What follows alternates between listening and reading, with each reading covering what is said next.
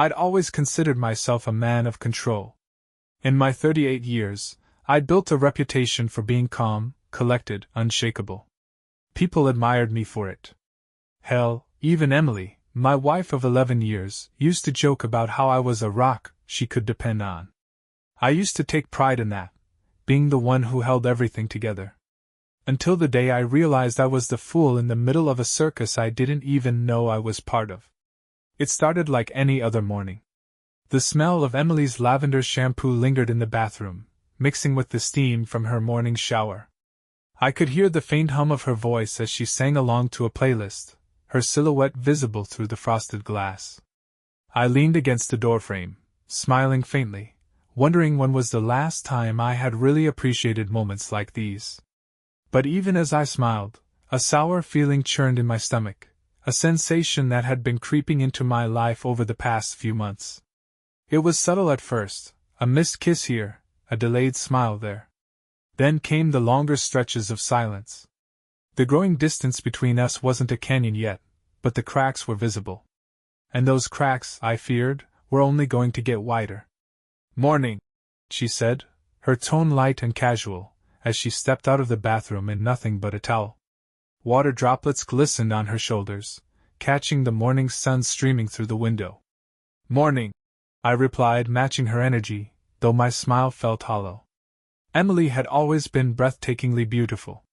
Even after 2 kids and the inevitable wear of life, she carried herself with an effortless confidence that drew people to her like moths to a flame.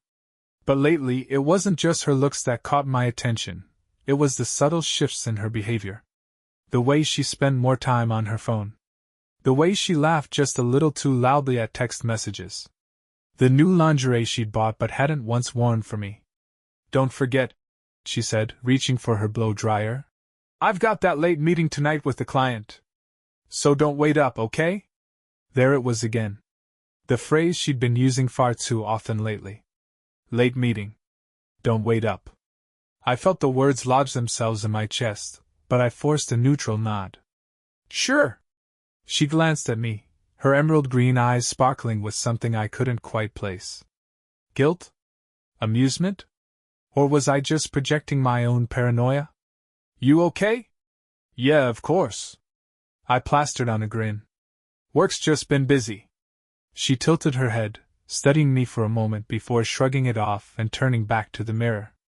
I left for work soon after, the usual chaos of getting the kids ready for school acting as a temporary distraction. By the time I was sitting at my desk at the real estate office I managed, the nagging thoughts had resurfaced. I opened my laptop, but instead of diving into the emails waiting for me, I found myself staring blankly at the screen. Something was wrong. And I wasn't going to ignore it anymore. It wasn't like me to snoop. I valued privacy, both mine and Emily's. But the feeling of unease wouldn't let go. That night, while Emily was in the shower, I found myself standing by the nightstand where she always left her phone. My heart pounded in my chest, a mixture of adrenaline and shame coursing through me. Her phone was locked, but I knew her passcode. It was our son's birthday.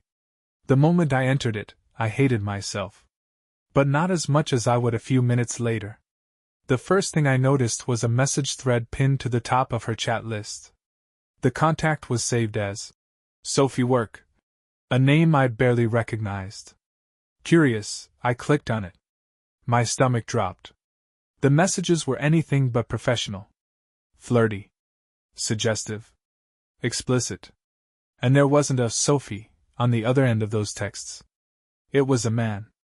A man named Liam, who had apparently spent the past few months building an emotional and physical relationship with my wife. I scrolled further, each message stabbing at me like a knife. "Last night was incredible. I can still taste you. Can't wait to see you again. Same time, same place? Your husband has no idea, does he? God, you're good at this." I dropped the phone onto the bed like it had burned me. My chest heaved, the room spinning around me. How could she do this? How long had she been laughing behind my back while pretending to love me? When Emily stepped out of the bathroom a few minutes later, wrapped in her towel, her damp hair cascading over her shoulders, I couldn't even look at her. My mind raced with questions. Should I confront her now? Or wait and gather more proof? For now, I said nothing. But deep down, I knew one thing for certain. This wasn't going to end well. I couldn't sleep that night. My body lay still in bed, but my mind churned like a stormy sea. Emily was next to me, her breath soft and steady as she drifted off, completely unaware of the war raging inside me. I stared at the ceiling, my fists clenched so tight under the covers that my nails dug into my palms. Every time I closed my eyes, the words from her messages flashed in my mind, mocking me. Last night was incredible. I can still taste you. I felt sick. My stomach twisted in knots as I tried to comprehend how the woman I had loved and trusted for over a decade could do this. I wanted to shake her awake, demand answers, scream until my throat gave out. But I didn't. Not yet. Not until I knew everything. The next morning, I kept up the facade. I smiled when I handed Emily her coffee, kissed the kids goodbye as they climbed into the carpool, and waved as she left for work. But behind that mask, I was a man on the verge of breaking. Every word she said, every move she made, felt rehearsed, like she was performing for an audience of one, me. And I was the fool sitting in the front row, pretending not to see the wires holding up the act. As soon as she left, I called in sick to work. I wasn't in the mood to negotiate contracts or field questions from junior agents. My focus was on one thing, finding the truth. I sat at the kitchen table, my laptop open in front of me. Her phone had been locked again when I checked this morning, so I started digging through everything else I could think of. Bank statements, email accounts, social media. At first, nothing seemed out of the ordinary. Then I found it. A credit card statement from 2 months ago showed a charge at a boutique hotel in the city. The name wasn't familiar, but I Googled it anyway. The results made my blood boil. It wasn't just any hotel. It was the kind of place that prided itself on intimacy and discretion. The kind of place couples went to for one reason and one reason only. My vision blurred as I stared at the screen. Another charge, this one from a high-end lingerie store, appeared 2 weeks later. Emily hadn't shown me any new lingerie. I doubted it was for me. I clicked through page after page, piecing together a timeline of her betrayal. Dinner reservations at places we'd never been to. Receipts for rideshare services late at night. It all added up to a story I didn't want to believe but could no longer deny. By the time the afternoon rolled around, I had enough. Enough proof. Enough rage. Enough heartbreak. I decided to call the one person I knew would give me clarity, Jake Sloan, a private investigator I'd worked with before when I needed background checks on real estate partners. I hated the idea of involving someone else in my personal life, but this wasn't just about me anymore. I needed cold, hard facts. I needed to know if there was more to this than what I'd already uncovered. "Jake," I said when he answered, "I've got a job for you." By the time Emily returned home that evening, I had calmed myself enough to play the part of the oblivious husband. She walked through the door, her cheeks flushed from the chilly autumn air, and smiled at me like nothing was wrong. Like she wasn't the woman who had shattered my world just hours ago. "How was your day?" she asked, hanging her coat on the hook by the door. "Busy," I lied, folding the newspaper I'd been pretending to read. "Yours?" "Same." She leaned in to kiss me on the cheek, her lips soft and familiar. It took everything in me not to flinch. "I've got to jump on a quick call for work," she added, brushing past me and heading upstairs. "I'll be down in a bit for dinner." I watched her go, my chest tightening with every step she took. She was probably texting him, arranging their next rendezvous. The thought made my jaw clench so hard it ached. Jake called me later that night while Emily was in the shower. "You were right," he said, his tone grim. "There's definitely something going on." My heart sank, even though I'd already known the answer. "What did you find?" "She met him today," he explained. "Downtown, around noon. They went to a cafe first, then left together about an hour later. I followed them too." "Where?" My voice came out sharper than I intended. "A hotel. They checked in around 1:30. She left at 4. I closed my eyes, letting his words sink in. She'd been with him while I sat at home, unraveling the pieces of her lies. My hand tightened around the phone. Did you get a picture? Yeah. I'll send it to you now. Seconds later, my phone buzzed with a message. I hesitated before opening it, bracing myself for what I was about to see. When I finally looked, the image punched the air out of my lungs. Emily stood outside the hotel, her hair tousled and her lips curved into a smile I hadn't seen in years. She was holding hands with a man I didn't recognize, a tall, broad-shouldered guy with dark hair and a smirk that made me want to put my fist through the screen. He leaned down, kissed her cheek, and whispered something in her ear that made her laugh. I couldn't look away from the picture. It was the kind of moment that should have belonged to us. The kind of happiness she used to share with me. Keep digging, I told Jake, my voice cold and steady. I want everything. That night, Emily slid into bed beside me, her body warm against mine. I lay there, rigid and silent, pretending to be asleep. She whispered a soft, "good night," before rolling over, her breathing evening out as she drifted off. I stared at the ceiling, the weight of the picture pressing down on me like 1,000 bricks. This wasn't over. Not by a long shot. If she thought she could play me for a fool, she was dead wrong. The next few days were torture. Every smile Emily gave me, every casual laugh, every brush of her hand across my arm felt like acid on my skin. I played along with her charade, all the while feeling the evidence stack up like a pile of bricks on my chest. Jake had sent me more photos, each one more damning than the last. Emily and Liam, because that was his name, I'd learned, having dinner, holding hands, kissing in public as though they didn't have a care in the world. As though I didn't exist. But the worst photo wasn't the most explicit. It was the simplest one. Emily and Liam sitting in a park, her head resting on his shoulder, their hands entwined. The kind of moment that used to be ours. The kind of intimacy I'd been starved of for months without even realizing it. I wanted to confront her. God, I wanted to. But I knew better than to charge in without a plan.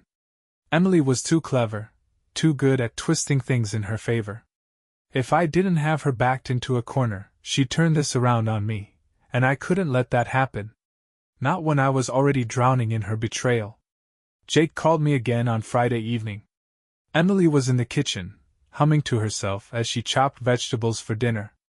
It was almost laughable, the domestic bliss she was trying to sell while sneaking off to hotel rooms with another man. "You're not going to like this," Jake said, his voice heavy with hesitation. "I haven't liked anything you've told me so far," I replied, gripping the phone tightly. "What is it now?" "They're planning something," he said.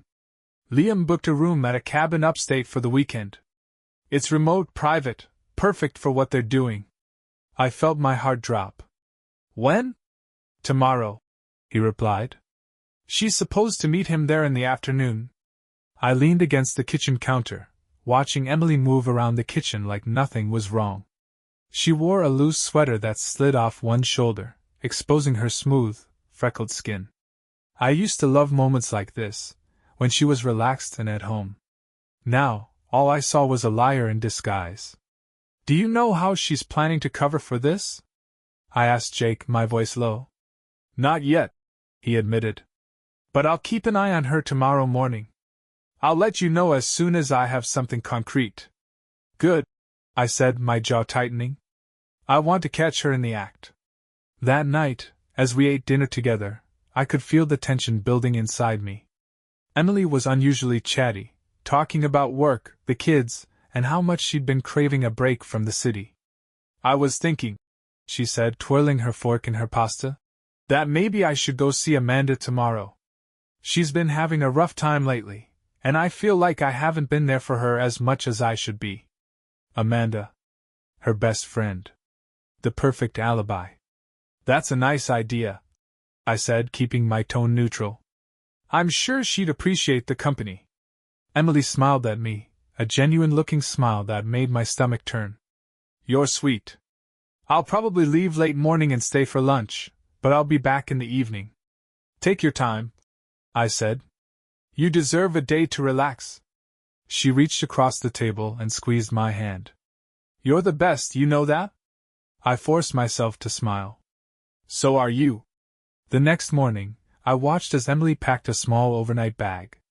Just some snacks for Amanda's kids and a change of clothes, in case I spill something on myself, she said with a laugh. It was a weak excuse, but I didn't press her on it. I wanted her to think she was getting away with it. By 10 a.m., she kissed me on the cheek and left the house, her car disappearing down the street. The moment she was out of sight, I called Jake. She's on her way, I said. You ready? I'm already tailing her, he replied. I'll let you know where she stops. I hung up and sat down at the kitchen table, staring at the empty chair across from me. My hands trembled as I gripped the edge of the table. This was it. The day I would see everything with my own eyes. Jake called again 2 hours later. They just checked into the cabin, he said. I've got photos of her meeting Liam in the parking lot. Do you want me to send them? No, I said, standing up and grabbing my car keys. I'm coming there myself. You sure about that? He asked. This could get ugly. It's already ugly, I replied. Text me the address. I hung up before he could argue. The drive to the cabin felt like an eternity, the knot in my stomach growing tighter with every mile. I kept picturing her in there with him, her hands on his body, her lips pressed against his. My chest burned with a mixture of anger and heartbreak. When I finally pulled into the gravel driveway, my hands were shaking so badly I could barely turn off the ignition. Jake was waiting for me in his car, parked discreetly behind some trees. He stepped out as I approached, his expression grim. They're inside, he said, gesturing toward the cabin. It's quiet. I don't think they know anyone's here. I nodded, swallowing hard. Stay out here. I'll handle this. Jake hesitated, then stepped back. Good luck. As I walked toward the cabin, my heart pounded in my chest. This was it. The moment I'd been dreading and anticipating all at once. I reached the door and paused, listening. I could hear faint laughter from inside, muffled by the walls but unmistakably Emily's. I raised my hand and knocked. I stood at the cabin door, my fist still poised midair after the knock. For a moment, there was nothing but silence, just the faint rustling of leaves in the wind and the distant chirping of birds. My heart pounded in my chest like a drum, each beat amplifying the knot of rage and heartbreak twisting in my gut. And then I heard it, movement inside. Footsteps. Quiet, hesitant. They grew louder as they approached the door. I clenched my fists at my sides, forcing myself to steady my breathing, forcing the anger boiling inside me to simmer just a little longer. I needed to see her face. I needed her to know that I wasn't blind anymore. The door creaked open, and there she was. Emily. Her eyes went wide, the shock on her face instant and undeniable. Her lips parted, but no sound came out at first. She glanced over her shoulder, as if debating whether to slam the door shut or face the inevitable. What are you doing here? She stammered, her voice shaking. I looked her up and down. She was wearing a loose sweater that hung off one shoulder and a pair of leggings. Her hair was pulled into a messy bun, strands falling around her flushed face. She looked casual, comfortable, and very much like a woman who hadn't expected to be caught. Nice place, I said, stepping forward and forcing her to move back. Cozy. Romantic. Perfect for an affair, don't you think? Her face strained of color. I don't know what you're talking about. Cut the crap, Emily. I snapped, my voice cold. I know. About him. About this place. About everything. Before she could respond, a voice called out from deeper inside the cabin. Babe? Who's at the? And then he appeared. Liam. He was taller than I expected, broad-shouldered and ruggedly handsome in that boyish, Jim Bro kind of way. He wore a smug confidence that immediately made my fists itch. But when his eyes met mine, that smugness flickered for a split second, replaced by uncertainty. He knew. He knew exactly who I was. "Ah," I said, my lips curling into a humorless smile. "The boyfriend. Nice of you to join us." "Look, man," Liam started, raising his hands as if that would somehow calm the situation. "I don't think this is the place to—" "Shut the hell up," I interrupted, stepping closer. "You don't get to talk right now." Emily moved between us, her hands outstretched like she was trying to keep a pair of rabid dogs from attacking each other. "David, stop! Let's just talk about this, okay? Please." "Talk?" I laughed bitterly. "You want to talk now? After sneaking around behind my back for months? After lying to me, lying to our kids, pretending everything was fine while you were out here screwing him?" Her face crumpled, and for a moment, I thought I saw genuine regret flash in her eyes. But I didn't care. Not anymore. Regret meant nothing when it came too late. "I didn't want it to be like this," she said softly, her voice trembling. "I was going to tell you, I swear. I didn't know how." "Oh, you didn't know how?" I shot back, my voice rising. "You seem to have no problem sneaking off to hotel rooms and cabins. You didn't know how to tell me, but you knew how to spread your legs for him." Her face went pale, and Liam's jaw tightened. "Hey, that's enough," he said, stepping forward. I turned on him, my anger finally bubbling over. "And you," I growled, pointing a finger at his chest. "Who the hell do you think you are? You think you're some kind of knight in shining armor, swooping in to rescue her from her boring life? Is that it?" Liam didn't answer. He just stared at me, his jaw tight, his fists clenched. He looked like he wanted to say something, but Emily grabbed his arm, holding him back. "David," she said, her voice breaking. "Please, let's just sit down and talk. We can work this out." "Work this out?" I snapped, my voice dripping with disbelief. "There's nothing to work out, Emily. You destroyed everything. You lied to me, cheated on me, and now you want to talk? What exactly do you think there is to say?" Tears streamed down her face now, but I didn't care. I couldn't care. The sight of her crying only fueled my anger further. She had no right to cry. "Not here. Not now. I gave you everything," I continued, my voice raw. "I trusted you. I built a life with you. And you threw it all away for him." Emily opened her mouth to respond, but I cut her off. "No," I said firmly. "I'm done. I'm done listening to your excuses, done pretending everything's fine, done letting you walk all over me." I turned to leave, but before I stepped out the door, I paused and looked back at them one last time. Emily was sobbing now, her face buried in her hands. Liam stood beside her, awkward and unsure, his hand resting on her shoulder. "I hope he's worth it," I said, my voice cold and hollow. "Because you've lost everything else." And with that I walked out, slamming the door behind me. I drove aimlessly for hours after leaving the cabin, my knuckles white against the steering wheel. My mind raced, replaying the confrontation over and over. Emily's pale, tear-streaked face.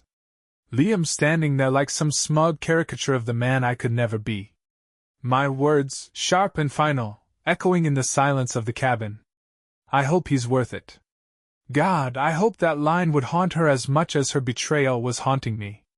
By the time I finally pulled into the driveway of our home, it was well past midnight. The house was dark and still, the kind of silence that felt suffocating rather than peaceful. I sat in the car for a moment, staring at the place I'd once called my sanctuary. Now it just looked like a monument to everything I'd lost. When I finally went inside, the weight of exhaustion hit me like a freight train. But I couldn't sleep. Not yet. Instead, I went to the kitchen, poured myself a glass of whiskey, and sat at the table, staring blankly at the wall. My thoughts were a chaotic mess, rage, heartbreak, disbelief, all tangled together in a knot I couldn't unravel. Somewhere in the back of my mind I knew I needed to act. This wasn't just about my pride or my emotions anymore. This was about my future. About the kids. About making sure Emily didn't take more from me than she already had. The thought of the kids made my chest tighten. How was I going to tell them? How do you explain to a 9-year-old and a 7-year-old that their mother decided to burn their family to the ground? That the person they loved and trusted most had been lying to all of us? I took another sip of whiskey, letting the burn distract me from the pain. One step at a time, I told myself. First, I needed to talk to a lawyer. Figure out my options. Then I could start planning my next move. The next morning, I called Jake. He picked up on the second ring. "You okay?" he asked, his tone cautious. "No," I replied bluntly. "But that's not why I'm calling. I need your help with something." "Name it." "I want everything you've got on Emily and Liam," I said. "Photos, dates, locations. I need a timeline. Something I can use in court if it comes to that." Jake hesitated. "You sure about this, David? Once you go down this road, there's no turning back." "I'm sure," I said firmly. "She made her choice. Now I'm making mine." "All right," he said. "I'll send over everything I've got by tonight." By the time Emily returned home that afternoon, I had already made an appointment with a divorce lawyer. I hadn't told her yet. I wanted to see how far she'd go to keep up her charade. She walked through the door with her usual bright smile, her overnight bag slung over one shoulder. "Hey," she said, leaning in to kiss my cheek. I turned my head just enough for her lips to graze the air instead. She froze for a second, then laughed nervously. "Everything okay?" "Fine," I said, my voice cold. "How was Amanda?" Her smile faltered. "Oh, she's good. We had a nice long chat. It was really good to catch up." I stared at her, waiting to see if she'd break. But she didn't. She just kept smiling, her mask firmly in place. "That's nice," I said, my tone flat. "Glad you had a good time." Her eyes flicked to mine, searching for something. "Are you sure you're okay? You seem off." "I'm fine," I said, standing up from the couch. "Just tired." She nodded, but I could see the unease in her eyes. Good, I thought. Let her feel the cracks forming beneath her feet. That evening, Jake sent me the file. I opened it on my laptop while Emily was upstairs putting the kids to bed. My heart raced as I clicked through the photos and notes he'd compiled. There they were, Emily and Liam at the cafe, at the cabin, at the hotel. The dates matched up perfectly with her. Work trips, and girls' nights out. There were text message transcripts, too.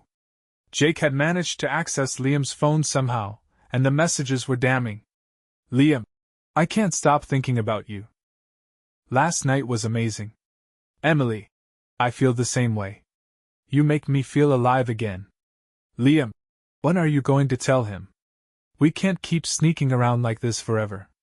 Emily, soon. I promise. I just need to find the right time." I stared at the screen, my chest tight with anger. Alive again? She had the audacity to say that after everything I'd done for her, after everything we'd built together? The sound of her footsteps coming down the stairs snapped me out of my thoughts. I quickly closed the laptop and leaned back in my chair, trying to look casual as she entered the room. "Kids are finally asleep," she said, her voice soft. "They missed you today." "Yeah," I said, my eyes fixed on hers. "I missed them too." She hesitated, clearly sensing the tension between us. "David, are you sure everything's okay? You've been acting so distant lately." I looked at her, really looked at her, and for the first time, I didn't see the woman I'd fallen in love with. I saw a stranger. A liar. A traitor. "I'm fine," I said, standing up and walking past her. "I just need some air." As I stepped outside, the cool night air hit my face, grounding me for a moment. I knew what I had to do. The marriage was over. It had been over the moment she chose him over me. Now it was just a matter of deciding how much damage I was willing to inflict on my way out. The next morning, I woke up feeling a strange sense of clarity, as if the storm inside me had finally settled. But I knew better. The storm hadn't passed, it had simply sharpened into a razor. Every decision I made now would be calculated, deliberate. Emily had stripped me of my trust, my dignity. Now it was my turn to act. I went through the motions of breakfast with the kids, the usual chaos of spilled juice and forgotten homework somehow grounding me in reality. Emily moved around the kitchen with her well-practiced ease, smiling and chatting with the kids like she didn't have a care in the world.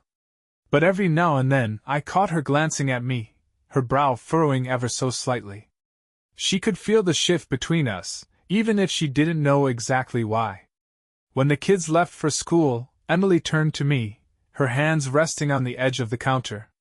"David," she said, her voice hesitant, "I feel like something's wrong between us."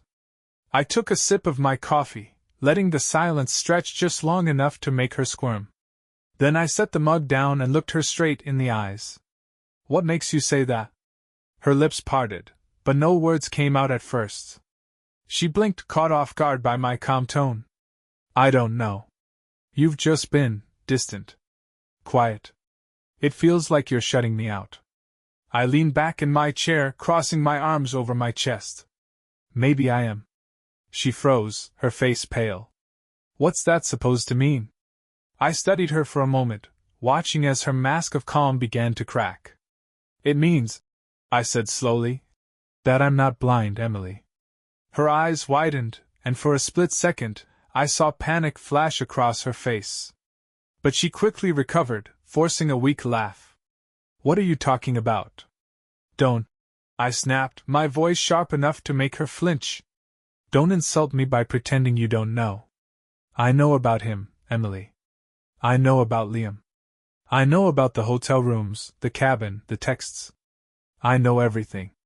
Her mouth fell open, and for a moment she just stared at me, as if hoping I'd laugh and say it was all some cruel joke. But when I didn't, her face crumpled. "David, Stop." I stood up, cutting her off. "Don't even try to explain. Don't try to spin this into something it's not. You lied to me. You cheated on me.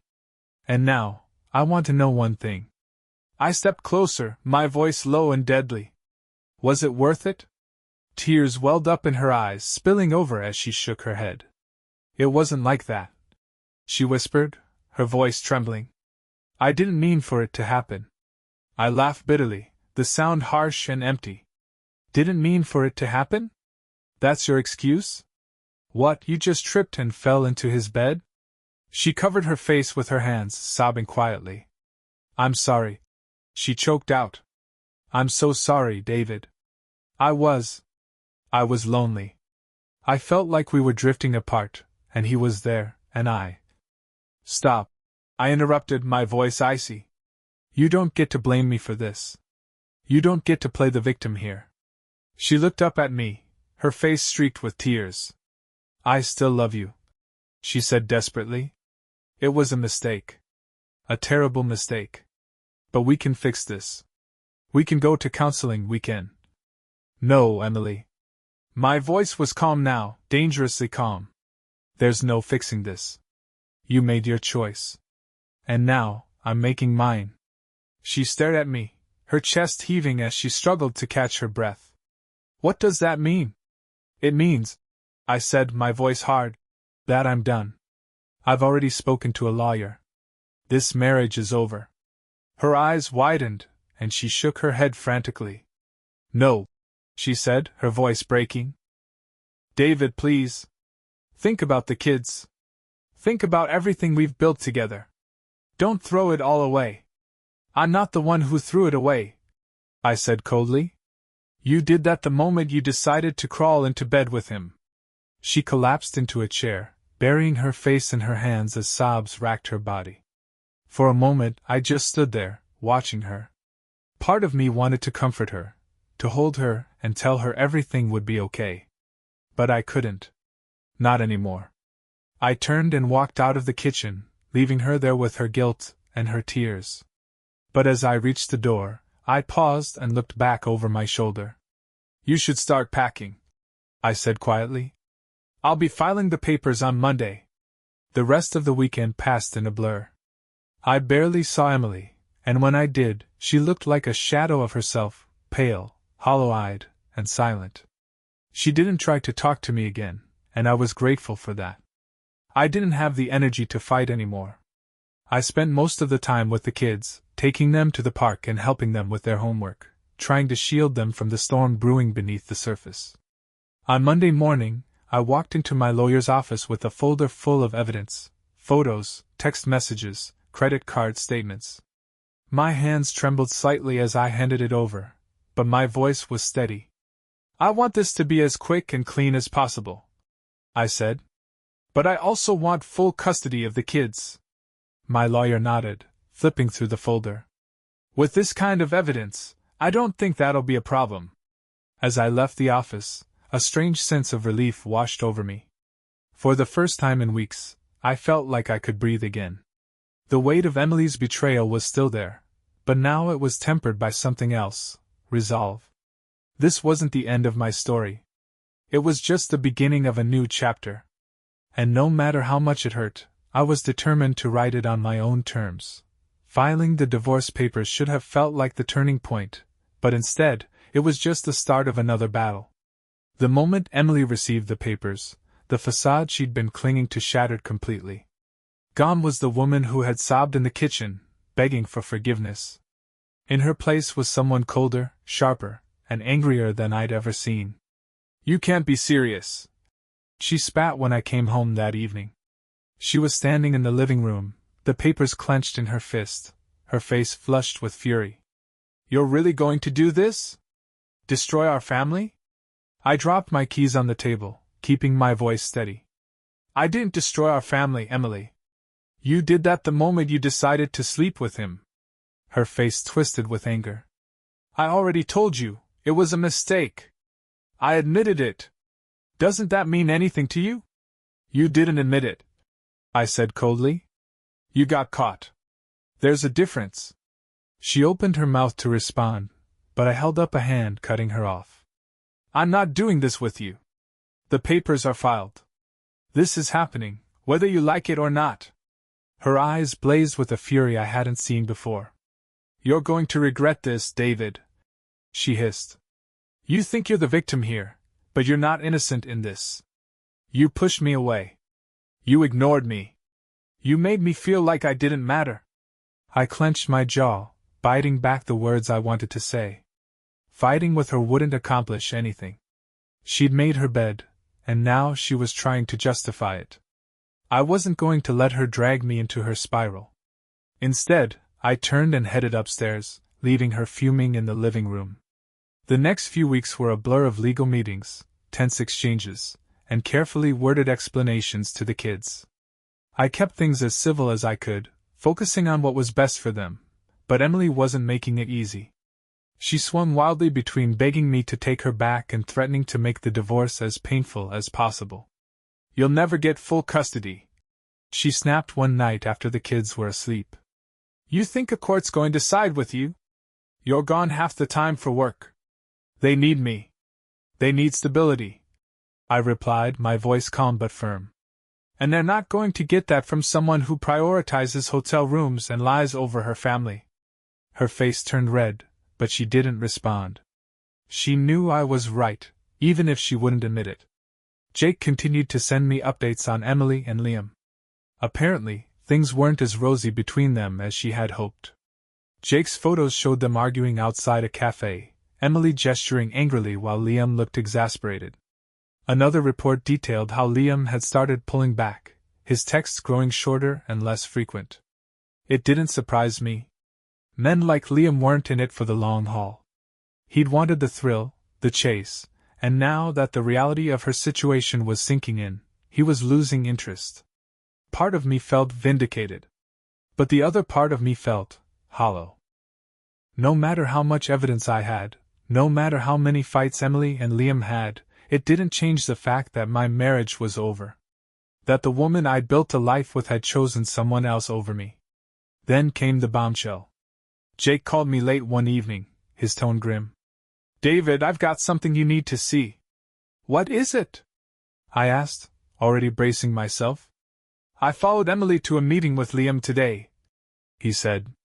"It didn't go well. She was crying when she left. But that's not the important part. I did some digging on Liam, And you're not going to like what I found. What do you mean? Jake hesitated, and I could hear him exhaling on the other end of the line. Liam isn't just some random guy, David. He's married. Has been for years. I froze. What? His wife's name is Karen, Jake continued. They have 2 kids. He's been pulling the same crap with Emily that he's done with other women in the past. He's a serial cheater. My stomach twisted. Emily had thrown away everything for a man who was just using her. A man who had no intention of staying by her side. Does she know? I asked. I don't think so, Jake said. But it gets worse. His wife found out about Emily. She's already filed for divorce. And she's naming Emily in the suit. I sat down, the weight of the revelation hitting me like a freight train. She's naming Emily? Yeah, Jake said. Apparently there's a law in their state that allows spouses to sue for alienation of affection. She's going after Emily for everything. I rubbed my temples, trying to process what this meant. Jesus Christ. David, this is going to get messy, Jake warned. You might want to prepare yourself. If this gets out, it could affect your divorce case. I nodded, even though he couldn't see me. Thanks, Jake. Keep me updated. That night, I confronted Emily. She was sitting on the couch, scrolling through her phone, when I dropped the bombshell. Did you know Liam was married? I asked, my voice cold and sharp. Her head snapped up, her eyes wide with shock. What? He has a wife, Emily. And kids. Did you know? She shook her head frantically, tears welling up in her eyes. No. No, I didn't. Oh my God, David, I swear I didn't know. I believed her, partly. But that didn't change the fact that her actions had consequences. His wife is suing you, I said flatly. For alienation of affection. Do you have any idea how much this is going to cost you? How much damage this is going to do? Her face crumpled, and she started sobbing, her hands clutching her hair. I didn't know, she whispered over and over. I didn't know. I stood there, watching her fall apart, feeling nothing but emptiness. This was the woman I had loved. The mother of my children. And now, she was nothing but a stranger tangled in the mess she had created. Emily's sobs echoed through the living room as she sat hunched on the couch, her face buried in her hands. For a moment I just stood there, staring at her, detached from the scene before me. There was no satisfaction in watching her crumble, no vindication in seeing her suffer the consequences of her choices. All I felt was a cold, numbing emptiness. You've really outdone yourself this time, I finally said, my voice flat. Not only did you destroy our family, but you've also managed to entangle yourself in someone else's. Do you even understand what you've done? I didn't know he was married, David, she whispered, her voice shaking. I swear to God I didn't know. Does it matter? I shot back. You still chose him. You still chose to lie, to cheat, to betray everything we built together. And now his wife is coming for you. What the hell did you think was going to happen? That this was just going to be your little secret forever? She looked up at me, her tear-streaked face contorted with anguish. I was stupid, she admitted. I made a mistake. I didn't think it would get this far. I laughed bitterly, the sound harsh and hollow. Mistakes are forgetting an anniversary or burning dinner. This was a choice. You chose him, Emily. Over me, over our kids, over everything we had. Her shoulders shook as fresh sobs racked her body. I didn't mean to hurt you, she choked out. I was just... I don't know. I was lost. I felt invisible. And Liam, he made me feel seen again. Seen? I repeated, my voice rising.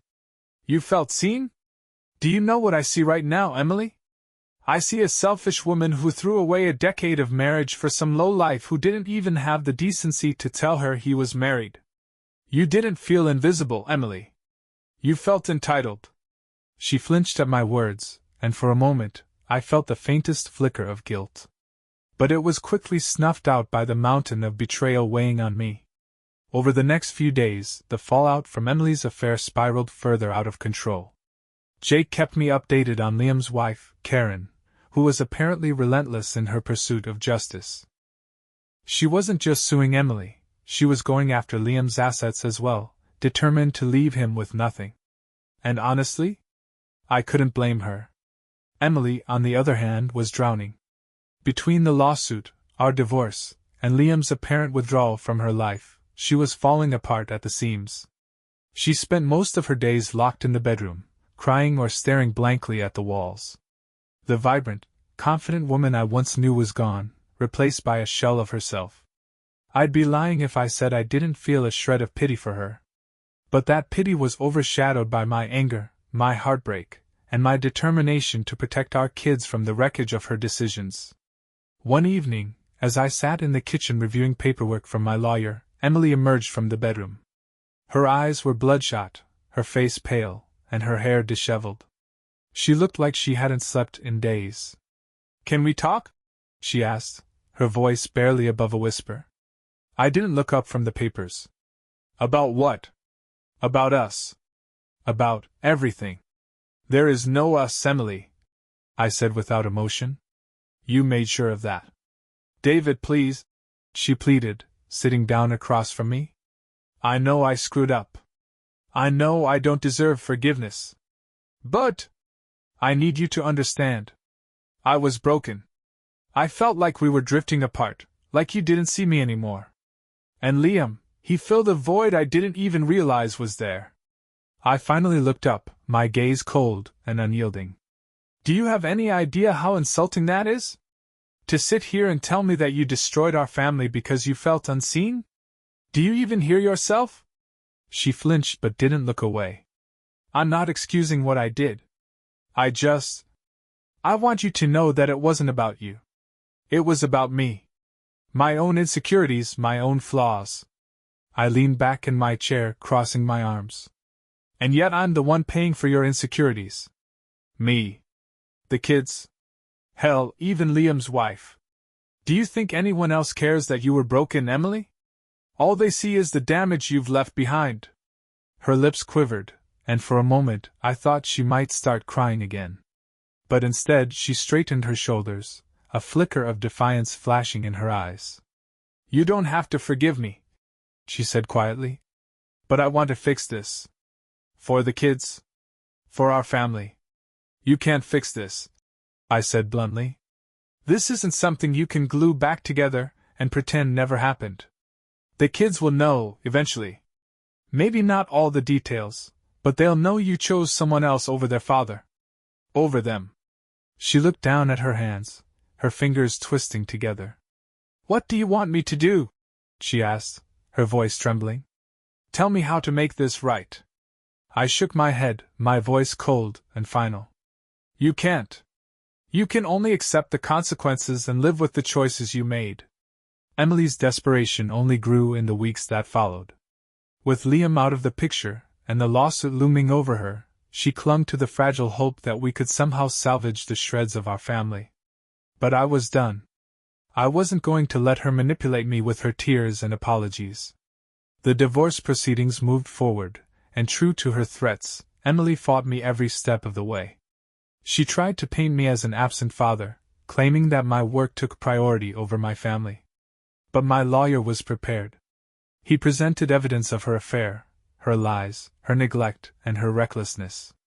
Every lie she tried to spin unraveled under the weight of the truth.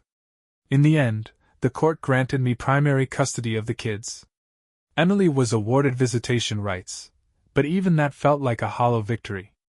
I could see the pain in my children's eyes, the confusion and hurt they didn't fully understand yet. They knew something was wrong, even if I hadn't told them the whole truth. One evening, after the kids were asleep, I found myself sitting in the empty living room, staring at the blank TV screen. The house was silent, but it wasn't the peaceful kind of silence I used to cherish. It was the kind of silence that felt suffocating, pressing down on me like a weight I couldn't shake. For the first time since this nightmare began, I let myself cry. The tears came slowly at first, then faster, harder, until I was sobbing into my hands, the grief and anger and heartbreak finally crashing over me like a tidal wave. I cried for the man I used to be. For the life I thought I had. For the family I thought we'd built together. And when the tears finally stopped, I sat there in the darkness, feeling hollow but somehow lighter. This wasn't the life I wanted. But it was the life I had now. And somehow, I had to find a way to live with it. Life after the divorce was a strange and bitter thing. The house, once filled with the hum of a family, felt like a cavernous echo of its former self. The laughter of the kids still lingered in the air, but it was overshadowed by the emptiness that came when they left to visit Emily. Those weekends, when the house was silent, I wandered its rooms like a ghost, unable to reconcile the memories of the past with the hollow present. Emily had moved into a small rental house on the other side of town. The kids described it as cozy, but I could tell from their hesitant tones that they missed the home we had built together. Emily tried to make it fun for them, movie nights, pizza parties, trips to the park, but I knew they felt the fracture. How could they not? Kids are perceptive. They see more than we give them credit for. I tried to focus on rebuilding, on moving forward. But moving forward is a lot harder when you're carrying the weight of betrayal. Every corner of the house felt tainted, every piece of furniture a reminder of what had been lost. The couch where Emily and I used to cuddle during late-night movies. The kitchen table where we laughed over pancakes with the kids. The bed where we had once shared more than just sleep. Some nights, I considered selling the house. Starting fresh somewhere else. But I couldn't bring myself to do it. The house was my anchor, even if it felt more like a prison now. I needed it to feel like I hadn't lost everything. One Friday evening, as I was tidying up after dinner, my phone buzzed with a text from Jake. I hadn't heard from him in a few weeks, not since the divorce had been finalized. My chest tightened as I opened the message. Jake, you might want to sit down before you read this. Below the text was a photo. It showed Emily and Liam sitting together at a bar. Her face was pale, her expression tense, while he looked smug and unbothered. But the kicker wasn't the image itself, it was the timestamp. It was from the night before. I stared at the screen, my blood running cold. After everything, after the lawsuit from Liam's wife, after the divorce, after our kids watched their family fall apart, Emily was still seeing him. For a long moment, I just stood there, my hands shaking. A mix of anger, disbelief, and something darker churned inside me. I thought she was broken. I thought she was remorseful. But here she was, crawling back to the same man who had ruined her life, and mine. The next day, when she dropped the kids off, I confronted her. She looked worn, her once vibrant features dulled by the weight of the past months. But when I mentioned Liam, her eyes flashed with something I hadn't seen in a while, defiance. What I do with my life is none of your business, David, she snapped, crossing her arms. You're still seeing him? I asked, my voice rising. After everything he's done? After what his wife put you through? After what you've put the kids through? Her jaw tightened. Liam and we're trying to figure things out. It's complicated. Complicated? I barked out a bitter laugh. It's not complicated, Emily. He's a liar and a cheater. He's using you. And you're too blind to see it. Her face reddened, but she didn't back down. You don't know him, she said, her voice trembling. You don't know what we have. What you have is a disaster, I said coldly. And if you think dragging him back into your life is going to fix anything, then you're even more delusional than I thought. She glared at me, her hands shaking. You don't get to talk to me like that. No, Emily, I shot back. You don't get to bring this mess back into our kids' lives. You've already done enough damage. Her eyes filled with tears, but she didn't say another word. She turned and walked back to her car, slamming the door shut. As she drove away, I stood there, watching her taillights disappear down the street, the weight of it all pressing down on me like a vice. That evening, I sat in the living room with a glass of whiskey, staring at the photos Jake had sent me. I couldn't stop wondering what the hell she was thinking. Why would she go back to him after everything? Was she so desperate for validation that she'd cling to the very man who had torn her life apart? The answer didn't matter. What mattered was the impact it would have on the kids. I couldn't let them get caught in the crossfire of her recklessness again. The thought of confronting her legally crossed my mind. I could push for stricter custody arrangements, maybe even supervised visits. But something held me back. As much as I hated what she was doing, I didn't want to turn this into a war. The kids had been through enough already. The last thing they needed was more upheaval. A week later, I got a call from my lawyer. He'd received a letter from Emily's attorney. She wanted to renegotiate the custody agreement. Claimed she deserved more time with the kids, that it wasn't fair for them to spend most of their time with me. She's pushing hard, my lawyer said. I don't think it's about the kids. I think it's about control. I clenched my jaw, the anger bubbling up again. She was trying to claw back some semblance of power, trying to rewrite the narrative. But I wasn't going to let her. Do whatever it takes to fight this, I said firmly. She's not getting more time with them. Not after everything she's done. That night, I found myself sitting in the kids' room, watching them sleep. Their small, peaceful faces were a stark contrast to the chaos swirling around us. I wanted so badly to protect them from all of it, from Emily, from Liam, from the wreckage of our lives. But I knew I couldn't shield them forever. As I sat there in the dark, I realized something.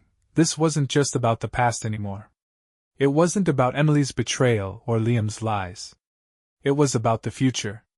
About making sure the kids had a life that wasn't defined by the mistakes of their parents. It wouldn't be easy. Nothing about this was easy. But for them, I would do whatever it took. The hearing was set for a Tuesday morning. The chill of early winter seeped through my coat as I stood on the courthouse steps, staring up at the imposing facade. Inside those walls, my future, and the kids' future, would be decided. I wasn't nervous. Nervousness requires uncertainty, and I knew the truth was on my side. What I felt wasn't fear. It was exhaustion. Emily arrived shortly after, her lawyer trailing behind her. She looked frail, her once bright confidence dimmed, but there was a hardness to her eyes that hadn't been there before. She barely looked at me as she passed, her head held high in a way that felt more defiant than proud. I didn't bother greeting her. There was nothing left to say. Inside the courtroom, the arguments began. Emily's lawyer painted her as a devoted mother who had made mistakes, but was committed to her children. He emphasized how crucial it was for the kids to have equal time with their mother, downplaying her affair as an unfortunate lapse in judgment. When my lawyer took the floor, he didn't hold back. He presented the timeline Jake and I had painstakingly compiled: the late-night rendezvous, the cabin, the hotel stays, Liam's marriage, the lawsuit filed by Liam's wife. He laid it all bare, every lie, every betrayal. It wasn't just about Emily's mistakes. It was about her pattern of poor judgment and reckless decisions. Emily sat there, her face pale, her hands trembling in her lap. For a moment, I felt a flicker of pity. But then I remembered the pain she'd caused, the nights I'd spent staring at the ceiling, wondering how I'd failed. No, I told myself. This wasn't about vengeance. It was about the kids. After hours of arguments, evidence, and testimony, the judge delivered her decision. Custody would remain as it was. The kids would live primarily with me, with Emily allowed limited visitation. The judge cited Emily's unsettled lifestyle and her choices that negatively impacted the children's stability as key factors in the ruling. Emily sat frozen, her face a mask of shock and despair. Her lawyer leaned over, whispering something in her ear, but she didn't react. She just stared straight ahead, as if the weight of the decision had finally crushed her. When the judge adjourned the hearing, Emily rose slowly from her seat. For a moment, our eyes met across the courtroom. There was no anger in her gaze, no defiance. Just sadness. I turned away before she could say anything and walked out of the room, my lawyer trailing behind me. The victory felt hollow. I had won, but at what cost? The family I'd fought so hard to protect was already shattered. The kids were safe, yes. But they would grow up with a fractured sense of home, their lives divided between two parents who could barely stand to be in the same room. Weeks passed, and life settled into a new routine. I focused on the kids, pouring my energy into being the best father I could be. We baked cookies on Sunday afternoons, built pillow forts in the living room, and read bedtime stories until they fell asleep. I wanted them to feel secure, even if I couldn't give them the family they once had. Emily tried. I'll give her that. She showed up for her visitation days, taking the kids to the park or the movies, trying to rebuild some semblance of a relationship with them. But they sensed the distance between us. They knew something was wrong, even if they didn't understand all the details. One evening, after the kids had gone to bed, Emily called me. I hesitated before answering, dreading another argument. But when I picked up, her voice was quiet, almost defeated. "I wanted to say thank you," she said. "For what?" I asked, my tone cautious. "For not turning the kids against me," she replied. "You could have. After everything I did, you could have poisoned them against me. But you didn't." I didn't respond right away. Part of me wanted to say something cutting, something to remind her of the damage she'd caused. But instead I said, "They deserve better than that." There was a long pause, and then she said, "I know I can't fix what I've done. But I'm trying, David. For them." I sighed, leaning against the kitchen counter. "It's not about me forgiving you, Emily. It's about you showing them that they can still count on you. That's all that matters now." Her voice cracked. "I'll try." Months turned into a year. The kids adjusted as best they could, though there were moments, quiet moments, when I could see the toll it had taken on them. Ava stopped asking when we'd have family dinners together again. Logan grew quieter, retreating into books and video games. They never said it out loud, but I knew they missed the life we used to have. As for Emily, I heard less and less about her. Liam disappeared from the picture entirely, though whether she left him or he left her, I didn't know and didn't care. She started working more hours, trying to rebuild her finances after the lawsuit. Occasionally, she'd send me texts, updates about the kids or questions about schedules. They were polite, distant. I preferred it that way. One evening, after the kids had gone to bed, I sat in the living room, flipping through old photo albums. The images blurred together, birthdays, holidays, vacations. Smiling faces, laughter frozen in time. It all felt like a different life, like I was looking at someone else's memories. In one photo, Emily and I stood on a beach, her head resting on my shoulder, our hands intertwined. We looked so happy, so in love. I stared at the photo for a long time, trying to reconcile the people in that picture with the strangers we'd become. I closed the album and set it aside, staring out the window at the darkened street. The ache in my chest was still there, but it had dulled. Time hadn't healed the wound, but it had made it bearable. Life goes on, I thought. Maybe not the way you planned, maybe not the way you hoped. But it goes on. And so, I poured myself a glass of whiskey, raised it in a silent toast to the man I used to be, and let the past slip away into the shadows.